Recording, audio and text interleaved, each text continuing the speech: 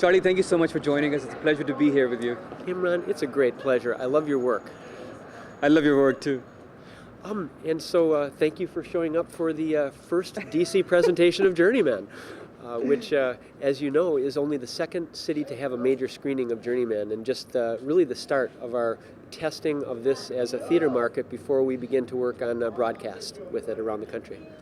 One of the first questions that came to my mind after watching the film was, why would somebody want to do something like that? What made you, one day get up and want to help people out like that? Well, as a man, I went through my own rites of passage weekend, and what that means is that there's an organization of men who just kind of work on emotional awareness and intelligence. And after I had that experience as a 40-year-old man, I realized this is supposed to be happening, to teenagers. This is when you're supposed to be learning it. So I looked around for a mentoring network or a boys network that did some kind of teaching of boys and mentoring, and I found this group called the Boys to Men, and they were out of San Diego, California. So went out there, learned this, and I became the organizer of the first chapter that was outside of San Diego in Minnesota, and pulled together a bunch of boys, pulled together a bunch of men, and we started having our events, and eventually we had a rites of passage weekend for the boys. But what really kind of threw me after a while was I realized that these kids were turning out they had harder stories than I had when I was a kid. And my story is pretty juicy. I mean, a lot of the young men, I didn't expect them to have criminal records like I had when I was a kid, but yet they were. And so I started asking myself the question, what's going on with these young men that they're so challenged, and so began to study it. And I was thinking about the effects of media, and I was reading, and I was thinking about parenting, and the divorce rates in families, and then the pressure of the culture. And eventually I ran into someone who wanted to do a film that was like what I was starting to think. Kevin Obsatz, my partner, and he had made a couple of films out of Minneapolis, one of them called Exploding, and I saw it and I just thought, God, I just love the way he sees, his camera eye. Got together. It took 3 years and ended up to film it, and it's been 3.5 now when you get the editing done. Was there anyone funding you for this project? No. We did all the funding ourselves, or I should say my wife and I did. We put it on our credit cards. I am a bus driver by trade, or at least I was. I don't think I'll have to be now, I'm just guessing. But we put it out on plastic, and it's very heavily loaded plastic too. There's a faith. We believed that we would get it back if we did it right, and it looks like it's working well. We're having great results all over the country, and it seems like we'll be starting to get PBS broadcasts and the like. My personal take is one of the lessons out of this film is that no one's born bad, and if circumstances put people in a position where they do become bad, there's always a way that you can bring them back. Is that true? That's so wonderful. You speak like a man who knows how to look into someone's hearts. The thing that the boys need so much is to be listened to, accepted, and admired. And my true belief is that all I have to do is really see them. And if I really see them, I can't help but love them. And when I see with those kinds of eyes, I see a different them, and they show up differently. And that blessing is so much of what boys are hungering for, and girls in this society, but men and boys are taught exactly the opposite. We're taught to put on this shell, this mask, to be something other than we are. I call it flat consciousness. Boys, trying to be cool, and underneath that, all of their emotions are perking, and they don't have any language of emotional intelligence. They don't even know like the 4 basic feelings: mad, sad, glad, and afraid.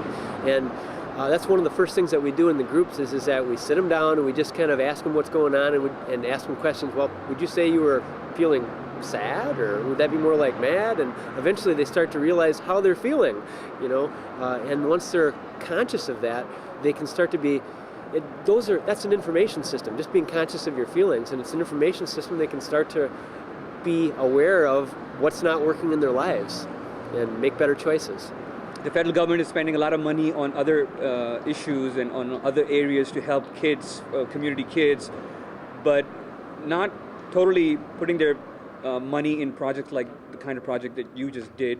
Why do you think people are just ignorant to the fact that we have so much of crime and troubled teens in our society? Because no one's looking after them. You think they're just ignoring this, or there's no awareness? Why isn't the federal government coming out and helping organizations like yours? People very often pay attention to what's just happening to them, and they don't look at the big picture. Some people, if you do look around and you get outside of yourself and you get to a level of consciousness where you become aware that giving back to the community is the heart of what being a full person is, and you look around, then you start asking those questions about why we're funding things like the war and not putting that money at home. I've been conscious for a while myself. My belief is that I can look at the money that's being cut from community services and projects like ours, and I can see where it's going. It's going lately, even when it happens at a local level, that money eventually was taken away from the national level to divert it to, amongst other things, our campaign in Iraq. And I think that the American people have spoken really clearly. I mean, 75% of the people really want us to be out of that. And I sure hope that we're going to have the money left and the infrastructure left to have a Marshall Plan for the United States again, especially for kids. Mentor, the National Mentoring Partnership, has an initiative which is being supported by the White House to bring mentors to kids all over the United States. But what that really is a recognition of how bad it is right now. We have so many at-risk kids, and there's three really powerful things at the root of that. One of them is our fractured family system, the fact that we have a higher, broken family rate and different kinds of family systems now, and very often males are absent from that system. And of course, our film is about that, just how men are absent, not just physically, but even if they're present in a marriage, sometimes they're emotionally absent because of the way that they're trained. And of course, the effects of media. Kids are spending the average is 44 hours a week now in front of a TV, computer, or video game, compared to, I think it's a half an hour a week, face-to-face time where they're just doing something with their dads. And so that gets felt over time because that's time not spent, communicating what it's like to be a man, and not even saying it so much as just being around it and experiencing it with a whole man. Do you think this media is turning the kids into zombies, and that's why they're going into this passive mode where they don't easily open up, and then organizations like yours or people like yourself come into the picture where they try to pull the kids out of this passive mode? Do you think that's because of what's happening to our kids because of this TV and media and all this violence that we show on TV? There's a lot of great studies about the effects of media on kids now. One of the earliest books was something called 4 Arguments for the Elimination of Television, and one of them was just about the medium itself. There was a study earlier this year that said that it was about the relationship between watching TV and the development of attention deficit hyperactive, and I think it was that for each hour over 2 hours that a school-age kid watches it a week, that there's a 10% likelihood in the increased likelihood of having attention deficit hyperactive. One of the things that we did in the film was that we talked to teachers and found that they were experiencing that kids now need to be entertained because they're getting used to such a high pace. Dr. David Walsh, who's one of the experts he founded the Center for Family and Media in Minneapolis, talks about how a kid is supposed to be using, when we're operating in the real world, when we're having a communication with a real person, when we're physically walking around, we're making all these connections in our brain, and that those connections are being formed right up until our early 20s. And if you're just sitting there and the only thing that you're doing that's physical is with your thumbs, you're actually not making essential connections in your frontal brain that you need to be making. And so, yes, sitting in front of the screen more than a certain amount per week stunts their development in terms of their ability to interact, to process, and there's actual neural connections that aren't there. And they're not being developed in the time where they need to be developed. What's really exciting is that we managed to jump in at a time where our subject can be really useful. And it's not only people that understand the need for mentoring that are accepting and just loving and running with the film, but also parenting organizations. The film has a strong component about Joe, who ends up being a young father, and so we touch on the need for preventing early childhood or teenage pregnancy, and then also about the need to get fathers back into the lives of their sons. So there's just so many different ways, and it's going great. When men see this film, one of the profound reactions that we've had is and it's hard for me to watch it, but men come up to me and they say, I realize that I have more work to do. And then in addition to that, they say, I realized that I want to be connected to the next generation. I've been thinking about myself instead. So I hope that the film does all of that. It seems like it will. What's next for Charlie Borden? Well, The journeyman will continue the journey, or is he going to get into another project? it'll take at least a year to manifest the whole dream of this project. Screenings around the country and national broadcasts through public television stations and phone lines and connecting up with mentors. I do have an idea for a next film. And my partner Kevin Nobsatz and I are talking about doing a study of intentional communities around the United States to compare what those communities are trying to get that they're not getting in the larger culture, and then also compare and contrast to school-age kids in those different environments. And the other part of it for us is something about the evolution of us as humans in this technological culture. We're interested in going farther because while we can slam the effects of media and how hard it is on kids, we realize that there's an evolutionary step that's beyond our judgment. And so we want to use this as a chance to really see how we're changing as people through these mediums and how our culture is adjusting. So it's a much larger scope. What about taking this project to other markets like South Asia, the Middle East, the Muslim world, where there's always a negative stereotype image about America? Do you know, I sure hope that through the work that Voice of America is doing and other organizations like yours, that this other side of America can get presented, because there's so many of us who are interested in reclaiming our culture. Sometimes when I see the flag go up, I have two reactions simultaneously. I'm mad, and then I remember to myself, that's my flag, and I'm going to recapture it for the things that are my America. And my America is about community, and my life, and so many other people that I know that are Americans, their lives are all about giving back to community and finding wholeness in our neighbors and in our kids. I hope that they get a chance to see that too. Once again, Charlie, thank you so much for taking out the time, and I wish you all the best of luck with your future project and with the film as well. Thank you so much. It's an honor. How did you start off with Boyz II Men? Tell us a little bit about that. Boyz II Men, well, I didn't have a dad when I was growing up, and when I started in high school, I was very, very bad. I was a very bad kid, and one of my mom's clients was in MKP, and he knew someone that was a mentor on Boyz II Men looking for a mentee, and we just got together one day, and he interviewed me for a mentee, and I accepted, and I've been doing Boyz II Men for about 4.5, 5 years now, and it's helped me a lot, like more than anything else probably could. I hear that a lot from kids who've been mentored. How can you define that change? I mean, what makes you say that it has helped you a lot? How? Well, when I was 13, officially, I shut down every single emotion I had as a human. When I was 10, my grandfather died, and that triggered it, and then over the next 8 months, every single uncle I had died as well. And I just didn't want to feel anything anymore. When I was 13, I officially dropped everything. Then when I was 14, I'd been cuffed a couple of times running away from the police after not wanting to go back to school and stuff like that. And it's really kind of hard to define. When my initiation weekend was about to happen, I almost didn't go. But something that one of the senior journeymen said, Chris Stankiewicz, he was like, if you don't want to go, that's fine. But if you do choose to come, and you don't like it, I'll drive you home myself. And I went on my weekend, and thank God I did, because it's just a very emotional experience. It's very invigorating. It's like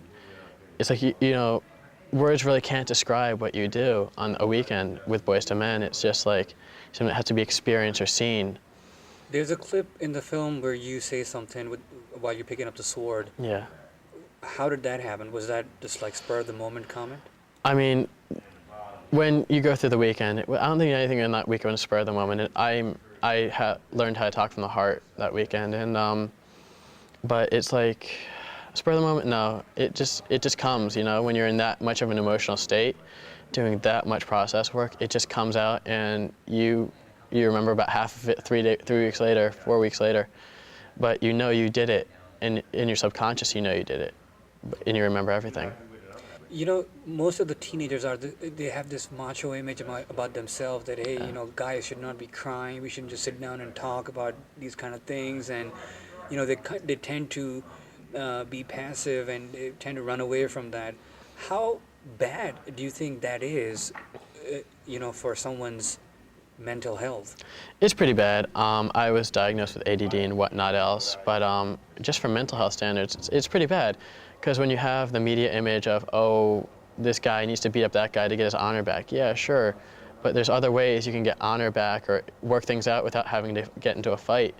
I'm a black belt in 5 styles of martial arts. I can kick a lot of people's ass, but I choose not to, because, you know, fighting's never the answer. We're at war right now. We've been at war for years. Instead of just trying to work things out, you know, wars happen all because you don't want to work things out. You don't want to spend the time and talk. Fights happen because you don't want to sit down and talk. You don't want to agree on anything. You just want it to be your way or the highway. So, I mean, it's kind of really bad when you just say, okay, you know, you don't agree on this, let's kick each other's ass and just see who winds up going to the hospital first. What would you say to the kids listening to you, and I'm sure some of the kids out there would be like full of anger, frustration, and you know, they just want to pick up a gun or shoot somebody? What would you say to those kids? Is it really worth it? So many people I know have wanted to kill people, and I say, all right, think of all the things you're going to lose. If you pick up that gun, you pick up that knife, and you shoot or stab this person, or even if it's yourself, think of all the things you will lose, all the things you will never have to have done in life, the things that you wanted to do, all the people that would miss you and that you would miss, all the things that you would never be able to experience again, all the things you've never experienced.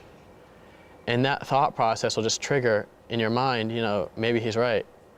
Maybe I don't want to die. Maybe I don't want to kill this person. Because think about, if you're going to kill someone, think about the way to affect not just you, but the other person and all the people that they know and all the people that love them and they love. It's just not the right thing to do.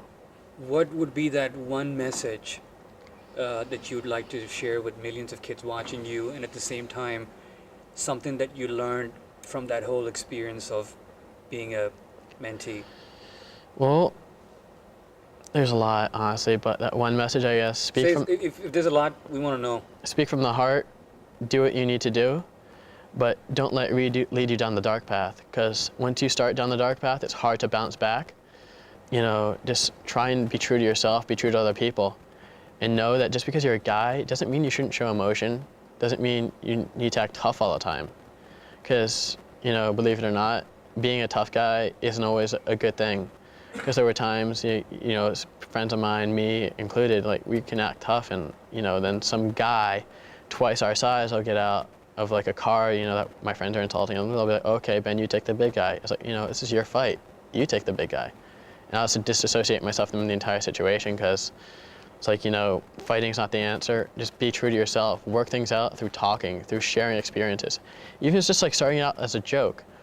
But it's just the way, you know, to do things, I guess. Sort it out for yourself and help other people out.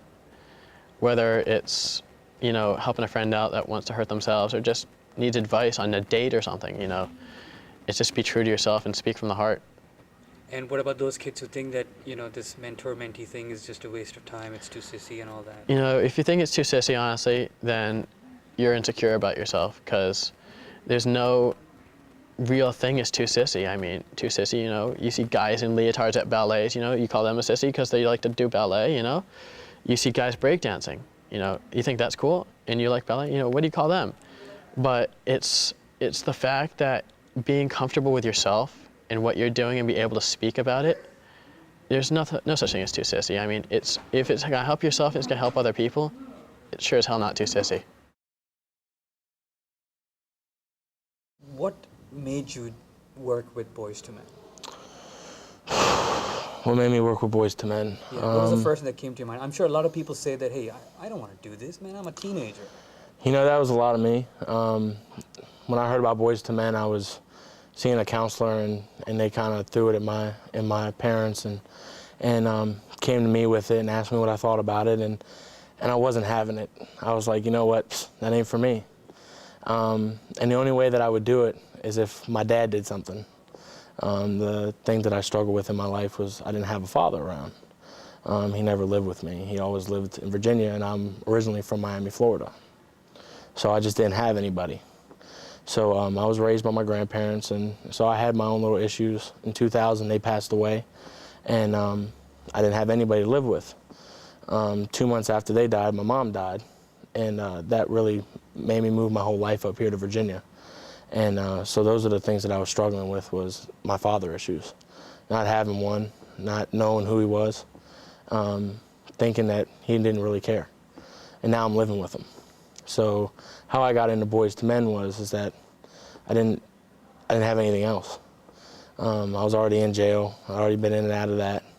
And I was already doing stupid things in my life that, you know, I regret doing now. But I think that what I did built me to be the man I am today. So that's how I got into Boys to Men, was through counselors and stuff like that. But it kind of sprouted after my weekend. And in the film, I think I heard you talk about after joining Boys to Men, you left and you went back to doing the stuff that you were doing before, and then you felt bad and you came back to join the group. Is that true? It's not that I felt bad. Okay. It's I found myself. See, after my weekend, I felt so empowered. I felt like, you know what, all my problems are solved. I'm this new person, and it's not that way. You still have to work towards it. And after my weekend, I went to jail. I sat in jail for, you know, a couple days or whatever, and did a bunch of things on the street, like selling drugs and stealing cars and stuff. And I found myself in that same place that I was before my weekend. Nothing had changed. The only thing that had changed was that now I had people waiting for me to still stand there next to me and support me. And Even though you went back to doing what you wanted? Even though I went back to doing what I went to do. They didn't judge me. They didn't, you know, they didn't look at me and say, hey, you're a bad guy. You know, there's no help for you, like other people had done in the past. I always tell people, Boys to Men's like my anchor. No matter how far I stray out on my chain, they're always there to hold me down. They're always there to, you know, give me a hug. They're always there to talk me through something, be my ear to listen to when I need it, when I need to talk, when I need to let stuff out. And I mean, Boys to Men, I mean, and the mentors that I've had and the boys that I've interacted with, you know, it's like I have a whole new family, a whole new life. And I love every minute of it. After watching this film, can we say that no one's born bad? Circumstances put us in situations that make us do what we do, but then there's always a way out of that. You know, I would say that statement is true. The statement of no one's born bad is definitely true. It's the decisions in the circumstance that people get put in that make them the way they are. How they can handle it, how they deal with it, what goes on during those series of events, and that in my opinion is, you know, the truth. Is that nobody is born bad. It's just kind of what happens. How would you phrase it? How did this program, or, you know, working with Boys to Men, working with these mentors, what kind of impact did it bring to your life? It gave me the sense of feeling that somebody cared. It gave me the sense of feeling that, you know what, I'm not just alone. I'm not the only person out there that's feeling the way that I'm feeling. And instead of feeling like everything's going to the garbage, it gave me a way to let it out. It gave me a way to work through things, to see the light at the end of the tunnel, and be able to progress through it, and not go the other way, you know, and just sit in my stuff and just think that, hey, every day's a new day and I'm just going to make it the way I want to make it because I don't really care. And I'm not affecting anybody. My actions don't make anybody else feel any different way because nobody cares. They don't care about me.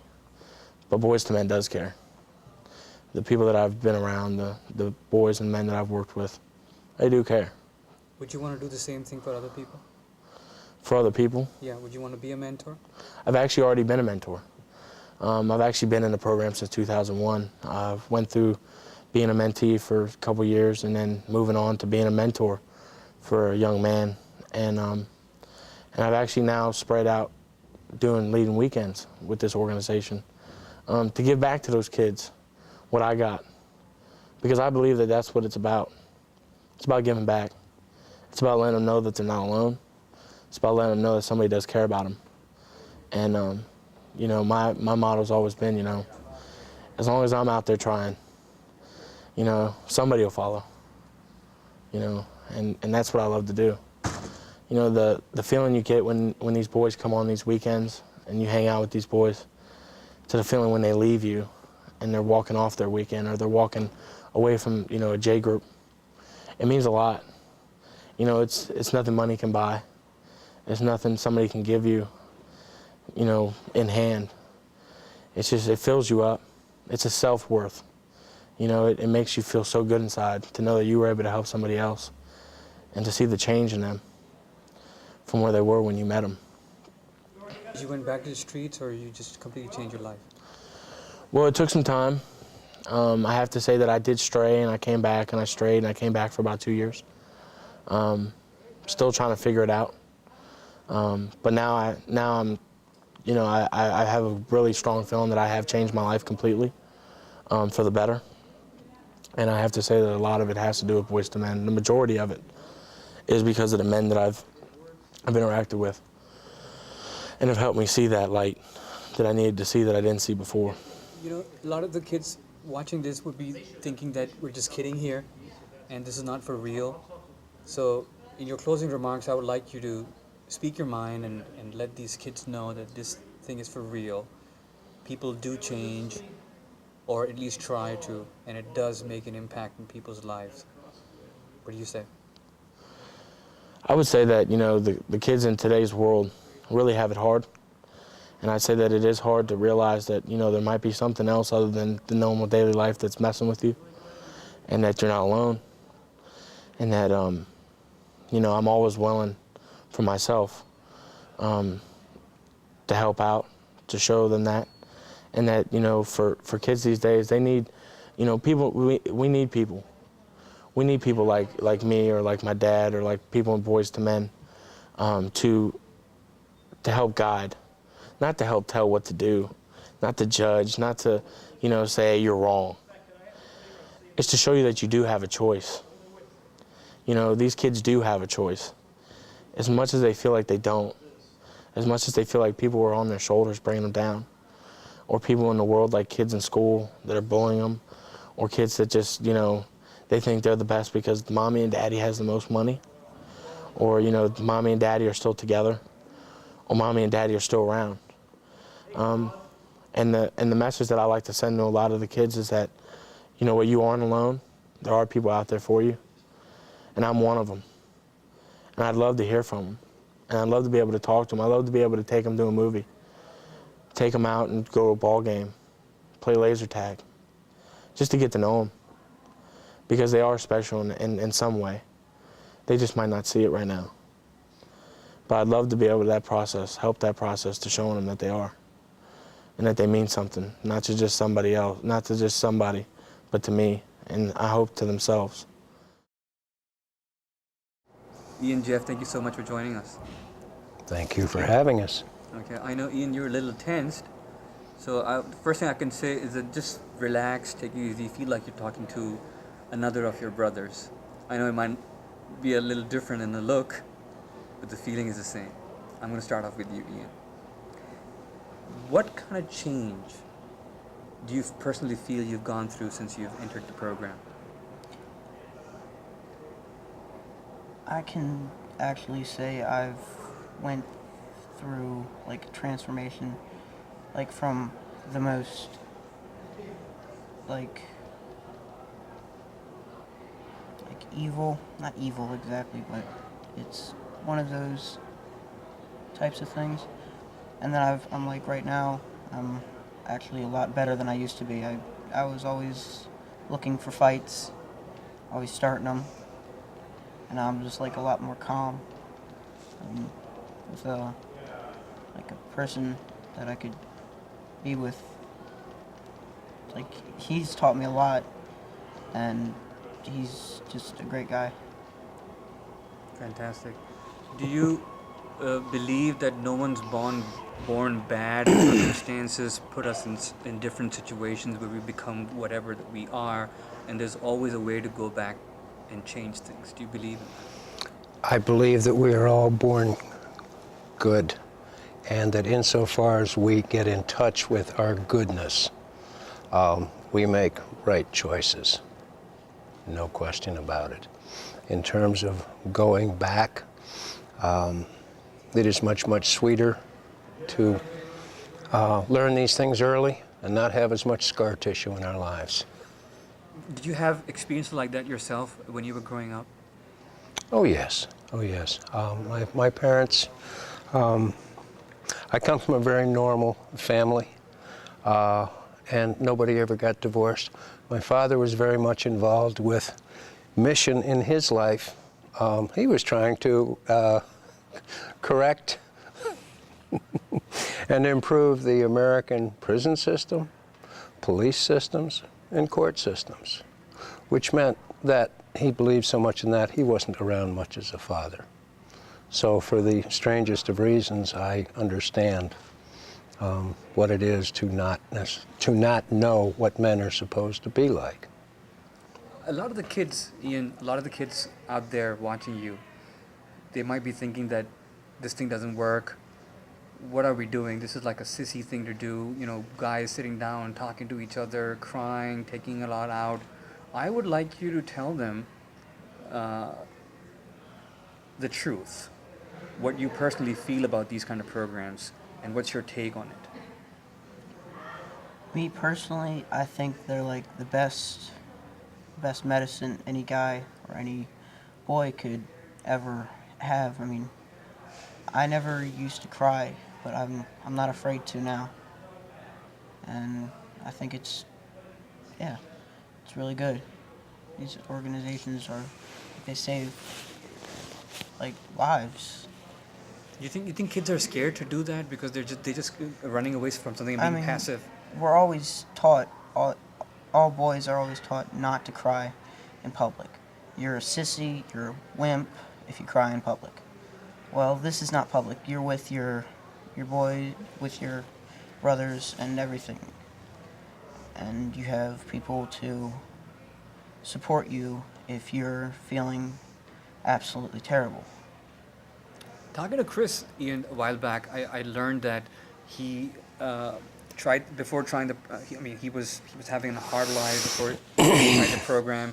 He tried the program, then he went back to doing the same thing that he was doing, and then he realized that, hang on a second, these guys are not judging me. These guys are still accepting me the way I am, and that changed everything for him. Did the same philosophy work for you? Kinda, sorta. How? Because, I'm always wary of everybody. I don't trust everybody.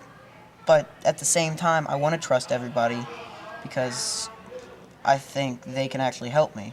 And if you're going to I kind of have like a half armor and half like open arms kind of thing going on. But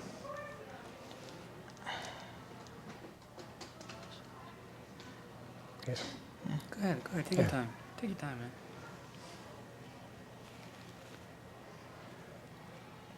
No, I didn't do the same exact thing he did, but when I was welcomed like they did during my initiation, I just fell in love with this organization and I was like hooked. And you just can't get away. I just can't get away. Would you want to do the same thing down the road and mentor other kids? Yeah. I know how much it's helped me. Awesome. How did you break this cookie? I think he's okay. Okay. I've been telling him that. So whatever that he was trying to do, this armor thing was something that he could have taken off easily, but he just needed some support to do that. Yeah, and Because he seems like a pretty strong kid to me. it's been a pleasure to be around while he literally grows up and learns that he's okay. And I think you have quit fighting people who think you're okay. Yeah, pretty much. So he gets it. He gets it more and more. He really does. What did you do? Not a whole lot. Yeah, he was Hung just around. there for me. Hung around. And a lot of the time that we spend, there can be talking or there can be silence. And that's okay too. The basic lesson for this whole thing for me boils down to one thing. to know that you're okay and to forgive yourself when you screw up. Because if you don't forgive yourself, I know for me, and I would say for him, he is his best critic. And when he's busy beating himself up, not too much good is happening. So he is, I think you hear? Yeah, he hears it. He hears it. That's what's going on. The mentor-mentee alliance stays for a couple of years and you shift to another project, or you just continue for the rest of your life? I honestly don't know. We've been doing this for 3 years, and I think Ian and I will stay connected with each other. As long as he wants to stay with this program, we're connected that way. And also, as long as, yeah, it's just it's a pleasure. Even if it's not part of the program, you can just pick up the phone and call him anytime you want. Pretty Right. much. Right. Do you right. do that? Pretty much, kind of.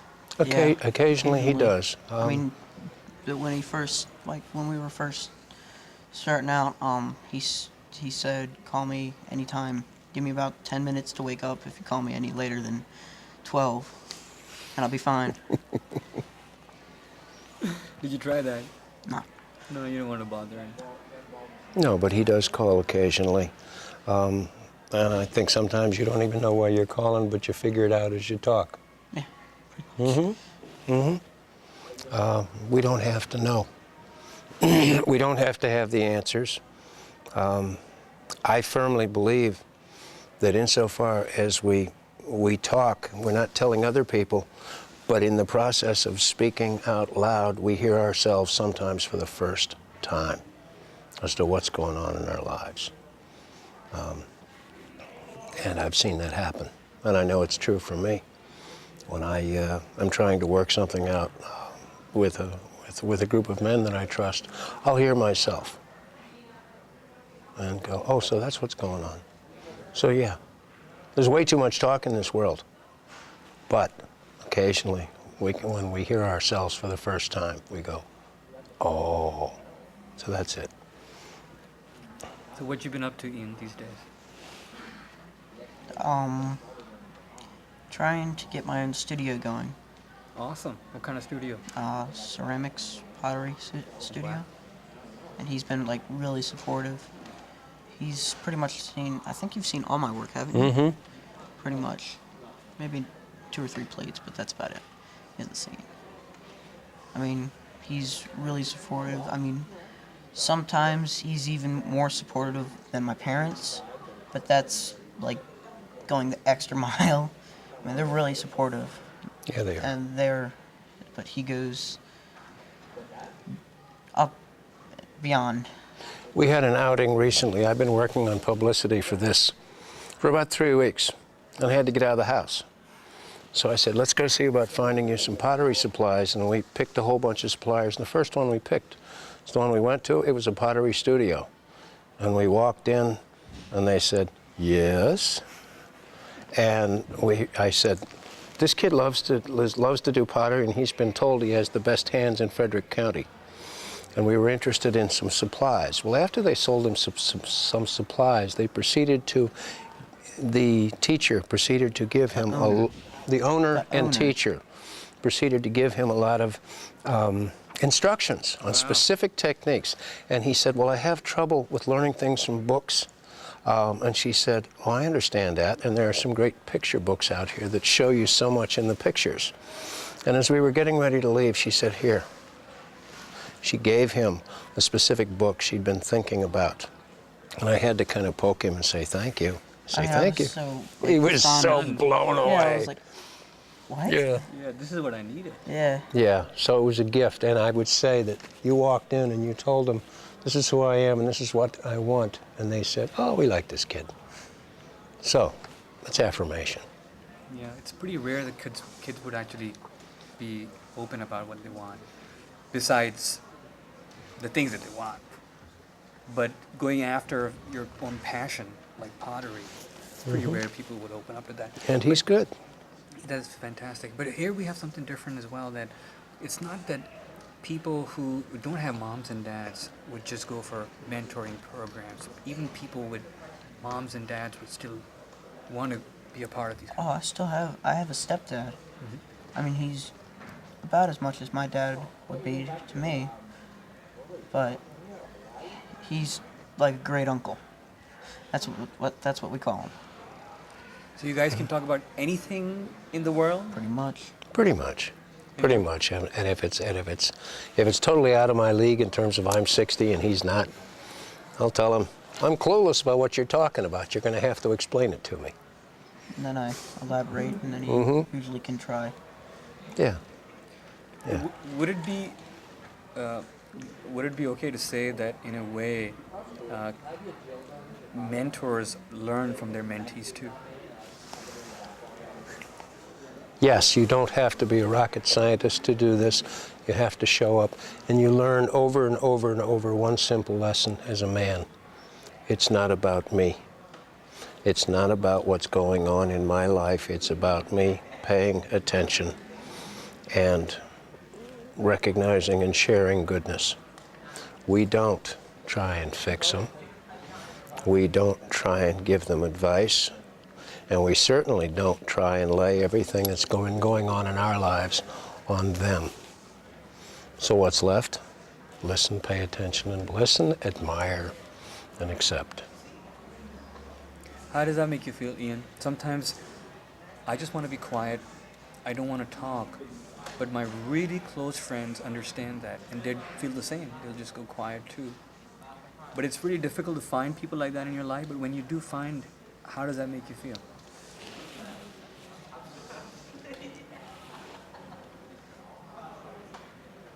Like, it's just, I can't explain it. It's just a great feeling. And that's all I can say. Did you have friends before going to the mentor program? Like, in the mentor... No, like friends outside of the program. Oh, yeah. Like school friends or Yeah. Not friends as many. living close by, right? Kinda. Are they in these programs as well, or you're the only one? I'm the only one. What did they say to you after you went through your initiation and all those processes? I came back to school and acted the same. Kind of. But I did go back with, like, a calmer, more docile way of, like, acting, reacting to people's, like, picking on me, and just, they did notice it, and I was trying to get them interested, and, well, they said they had fathers, and they don't really need it because they've got fathers, and they're really good fathers, and they don't want to, like, bring another guy in, and one of them say one thing and the other say another, and they don't know who to listen to. Kids are spending 44 hours weekly in front of the television sets and 30 to 45 minutes per week with their dads, so I don't know what kind of dads they have. But once again, before you leave, my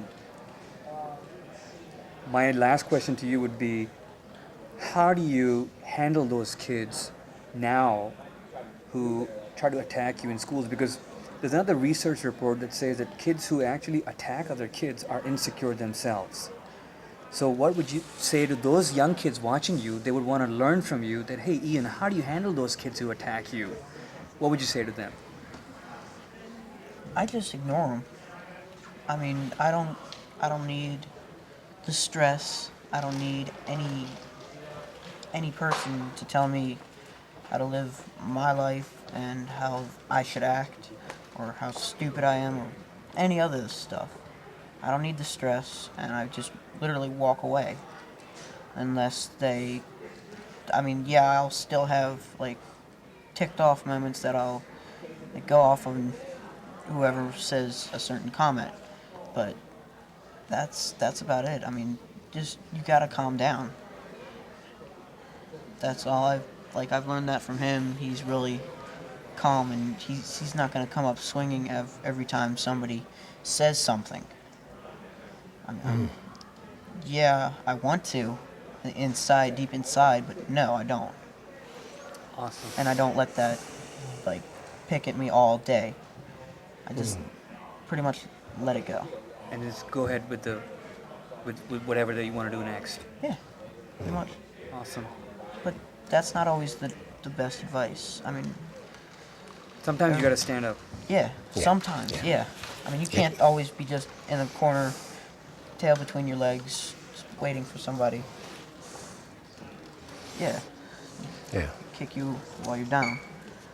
You got to stand up sometimes. Yeah, my point to Ian has been, what he's saying is correct. And the other point is, it's a whole lot of fun to tell people, you can't win because I'm not fighting. And they get really Yeah, yes. would tickle me. There is one more piece I would like to add before we go, if you would let. Sure. Would you please stand up and show them the back of your T-shirt? Oh. This is important. We're going to get a shot of that. Yes, yes. Okay. And you'll have to hold still for these folks. And Okay. I don't know if you can take all the wrinkles out of that. Real man. How many of you think you are a real man? A man that can hold a sword and be honest to himself and others. But before that, who knows what a real man is? A real man is strong, powerful, courageous, fearless, proud, and sometimes even intimidating. But I also think being a man is about love, kindness, and compassion. A man who trusts in others and especially himself. A man who can swallow his pride and admit to his mistakes. When you combine all these qualities together, you get a great man. A man who is whole. A man with only half these traits, whether it's the proud, strong side or even the soft, loving side, isn't whole. You all need these traits to be great men in the world. Whole men know not to be embarrassed to cry when they're sad. It's what you're feeling. Everyone should own that feeling, and that feeling is the pain of the lost, pain of the forgotten, pain of the past, pain without love, pain of losing someone we care about. Now, take the sword and be the real men I know and you know you can be. Ian Bossman. It's him. That's you, man. That's him. You wrote that. Yes, this is awesome. This is beautiful. I mean, we need to make more copies of this, man.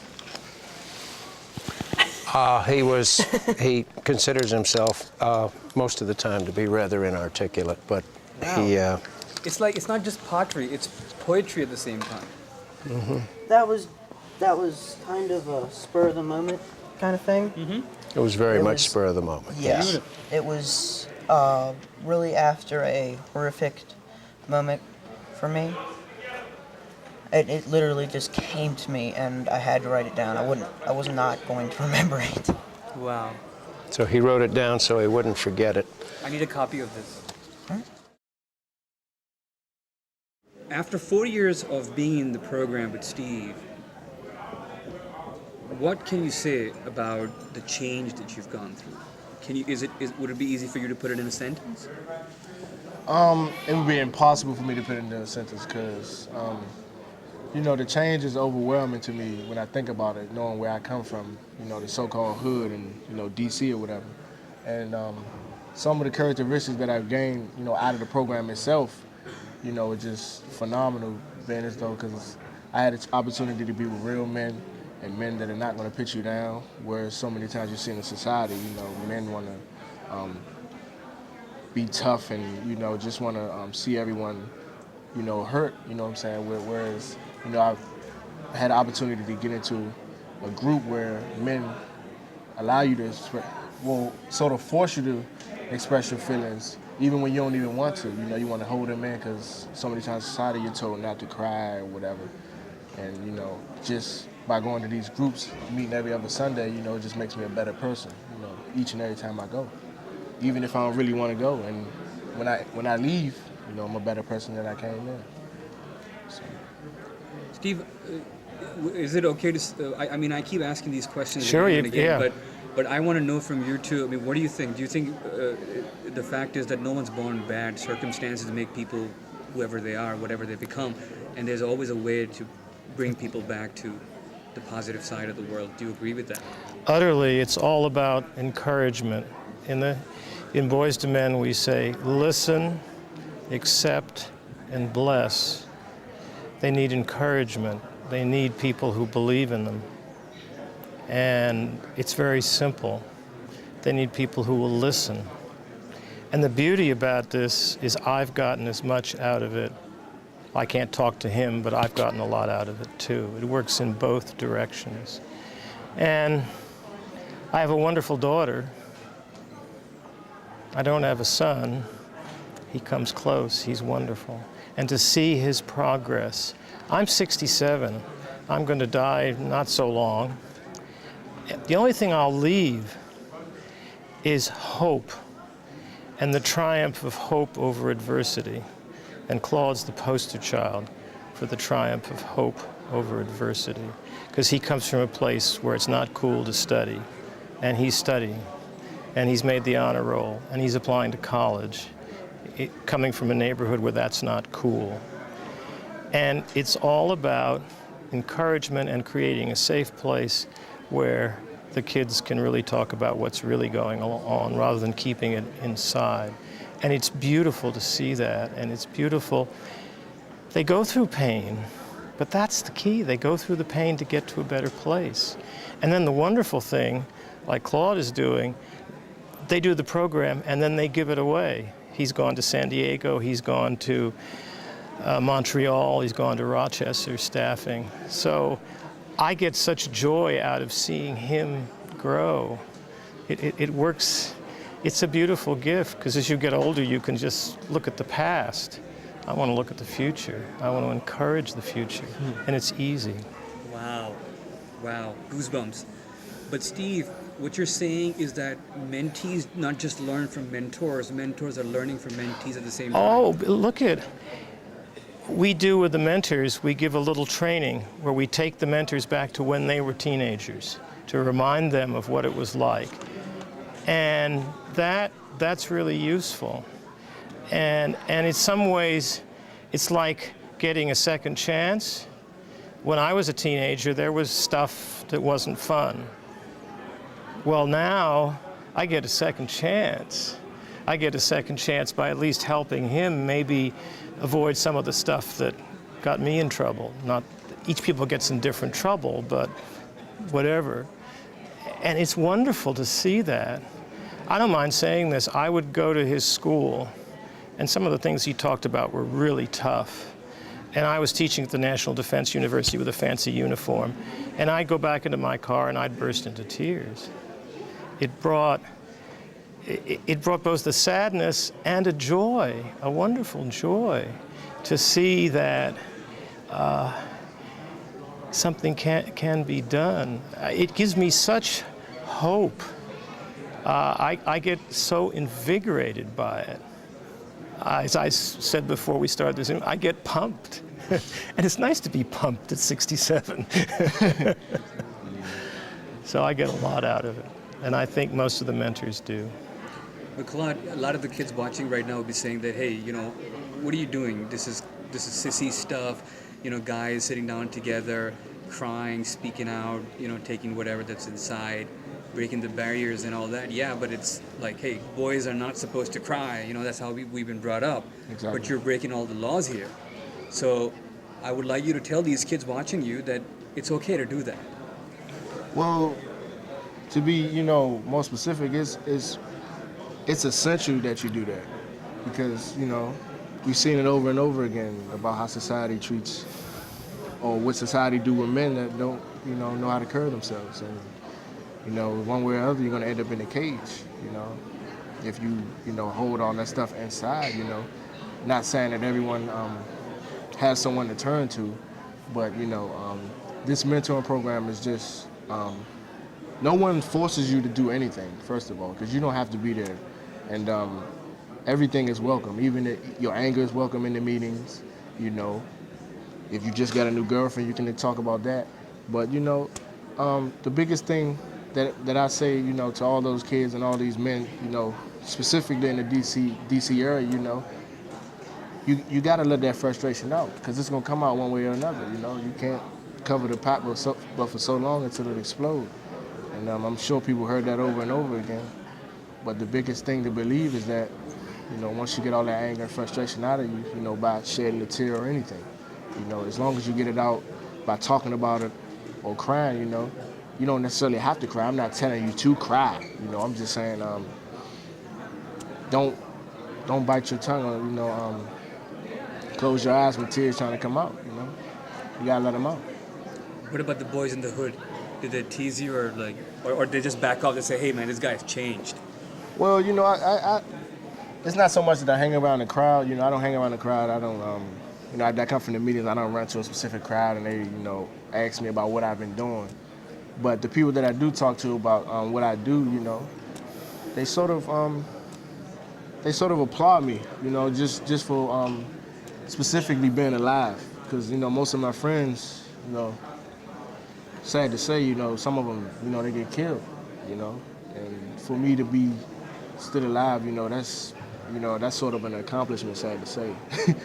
And for me to be just trying to build myself to a better man, I think it just shows to them because of the way I treat them. And I think through this program, I gained just an unlimited respect for others, and I think that really reflects off me to my friends because, they treat me different, and of course they're gonna be, buttholes that don't know how to treat people, but I think the way I treat them really proves an example for them, It's sort of like an example to them, because they can see the change and they know that I'm a respectful person because of this program. If I wouldn't have gone through it, I could be just another, butthole in the street, F this, F that, F you, but it's obvious to them that I'm a much more respectful person than I was as a younger child, And it shows, man. What would you say to those people who are scared of being a mentor? Because sometimes they say that, hey, I'm trying to dig my own past here, something that I don't want to go back into. What would you say to them? I would say the greatest gift is to do that, and nothing is forced. The way we do it, nothing is forced. We offer a mentor's training, but you don't have to take the mentor's training to be a mentor. And also, people always worry about the time. It's just 2 Sunday afternoons a month, and sometimes teens miss it, sometimes mentors. It's not a huge amount of time. I haven't spent a huge amount of time with him.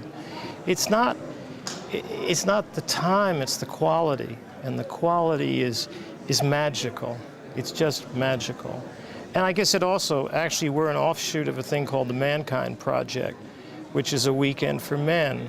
Women got liberated 40 years ago in the US, and they said, we do babies, we can do bungee jumping. But the men are still constrained to say, we can't show our emotions other than anger because that's kind of sissy and you don't do that. And we're saying, we're for men's liberation. It's okay to talk about things. And also we say, yeah, it's a little scary. So no one in a meeting has to say anything. They can be a potted plant. The mentors don't have to divulge everything. We believe in gentle power, not hitting you over the head. And the gentle power works. It's quite amazing. Mentoring is not just for kids with parents. Kids with or without parents. There's no limitation. Oh, it completely goes across all lines. I would pick up Claude and then pick up the other boy who lives in $1 million house with a trust fund. And we have boys that are with intact families, but there are all kinds of problems. And it's not just for the so-called disadvantaged. I live in a very well-to-do neighborhood. There are all kinds of kids there who could really use this program. I wish you both the best in your life. Thank you so much for giving us the time. Thank you for and interviewing us. Thank you. Thank you, sir. Thank you. Thank you so much for coming out and talking to us. Thank you. Loved it.